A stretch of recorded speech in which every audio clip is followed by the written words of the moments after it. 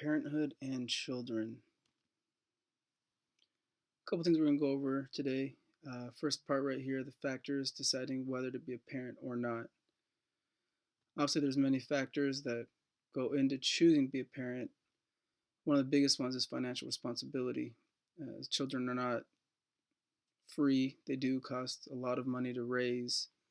According to USA Today, the average cost raising a child is $233,000, 610. This includes, food, clothing, housing, educational costs, things of that nature. So it's definitely not cheap. It is a full-time job raising a child. Oftentimes, you need to consider, you know, how is the child going to be raised during the daytime because most parents do work. Is one parent going to leave work and stay home full time? Are they both going to continue working and go to, have their children at a daycare center or a mix of both?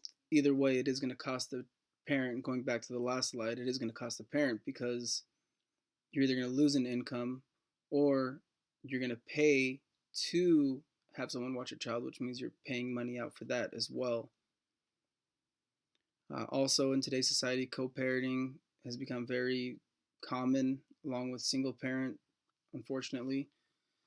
Uh, it says CDC confirmed in 2008 that 51% of pregnancies were unplanned, and that's not just for single people; it's married individuals as well. Um, you know, Going forward with an unplanned pregnancy, whether it's a married couple or more importantly, if it is a single or dating couple, how will that choose to go about staying as co-parents? How will that affect the dynamic of their relationship? Are they going to choose to, as we've discussed in previous chapters, decoupling, which is parenthood, staying together as parents, but not actually marrying? The happy family. So obviously, children are a joy and they are wonderful to have, but the also truth is that it does cause more stress, more difficulties for a couple and a family. Couples with children report lower levels of marital satisfaction and is mainly attributed to the disproportionate share of housework and childcare, which where we are today in society, it's not as prevalent as it was in history, but still more often women tend to do the most housework and childcare. And fathers tend to feel reduced confidence in their place in the family with the revolving understanding that the child is coming first. But then again, couples without children, only 41% of couples feel that children are an important and successful part of a marriage. Women, in particular, without children, tend to have more successful careers, highly educated, and that's mainly because they put their careers and their education before the maternal desires of having a child. And couples that have the freedom and less worry of making sure they have money or making sure that they have food to eat, things of that nature. And so, because of this, they'll take more risks, including changing jobs, going on more vacations because they have higher income to be able to spend on themselves. One thing of note, though, is that in their late 30s and 40s, studies have shown that women feel it's tougher on them because they don't have anything to nurture, no one to nurture, while their friends and relatives are doing that exact same thing of caring for children. But in the long run, over a lifespan, couples without children do end up having lower levels of stress and depression than couples that do have children. Trends of being a parent has definitely changed in today's society. What was common in, I mean, not even 800s, but in the 1950s versus now, things are so much different. One particular is multi-partnered fertility. Uh, in the 50s, a study showed that about 6% of couples were raising children from a different spouse or a premarital occasion. Multi-partner fertility is a result of non-marital childbearing, which accounts for about 40% of all births. And it does lead to complex family systems with weaker ties to extended families. This could be because of going to visit other parents, or one of the siblings goes to visit their father or their mother while the other sibling stays home with the parents that are there.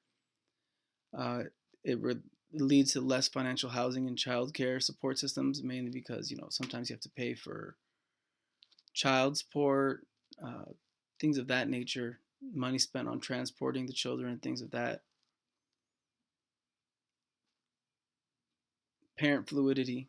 This can account for, I mean, not just, you know, a single parent dating other people, but also moving around. So when you consider multi partner fertility, single parents do go in and out of relationships from time to time, and that can cause some emotional damage to children as well, and financial disagreements and stress for the family as well, for the parent and the child.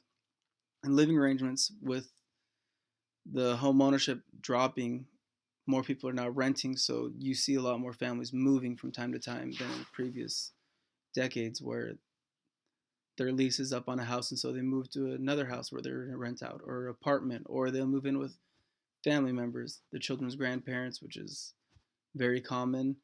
So fluidity is definitely increased in today's society. Parenting and work.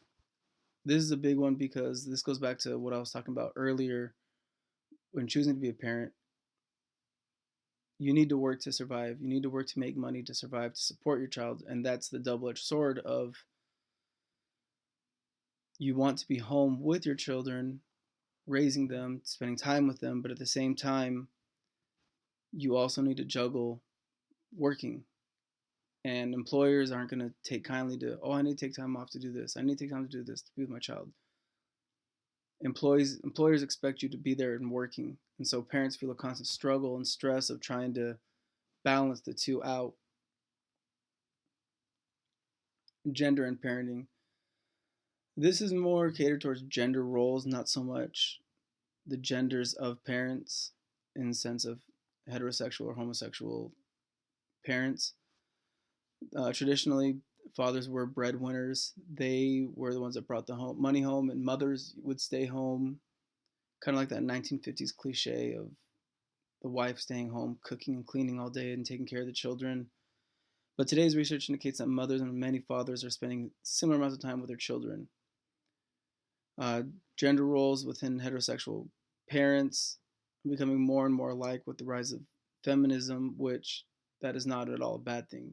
Men have started helping out more around the house, helping raise the children more, which does positively influence the children growing up, as it's positive influence on their cognitive, emotional, behavior outcomes. And including feminism, many women are, getting hired more and more at prevailing positions, and so you see a growing number of stay-at-home fathers in today's society than compared to previous decades. The advantages of parenting in the 21st century. One of the biggest things is medical benefits. Today, you have, so often you see babies that have been born in the NICU that in past times would have not made it. They would have died. But today, you have medical science that has advanced so far that they can save the children, safely incubate them, raise them until they're healthy to be on their own.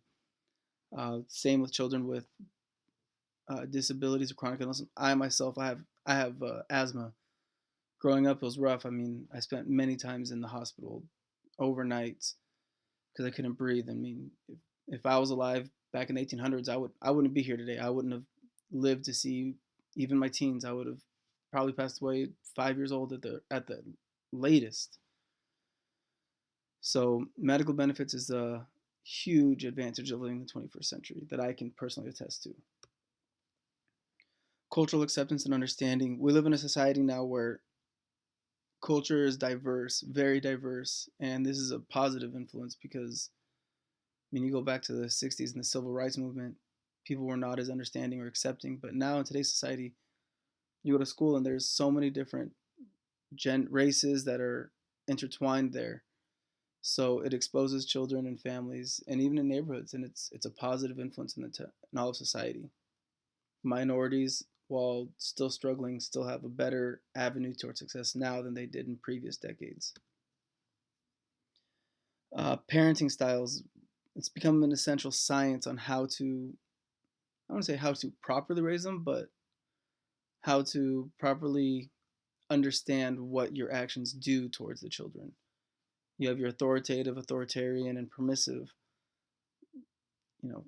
Researchers suggest that authoritative is the most positive way. You're firm, but you're emotionally understanding.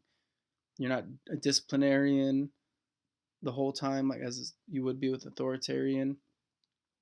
But then again, you're not a permissive where you just allow your child to do whatever they want to do, whenever they want to do, and you coddle them, which has also led to the the spoiled child. Challenges. So there's a few challenges. One of the first ones is social media.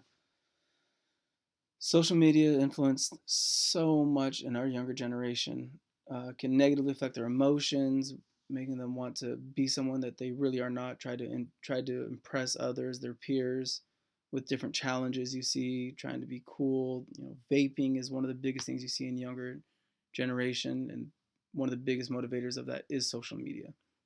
Same with parents; they become less involved with children due to their own desires to be on social media and doing whatever it is that they want to do on the phone or on the computer, things of that nature. Political correctness, well, it's not necessarily a negative thing, but it does have an extent because societal beliefs can often clash with religious beliefs.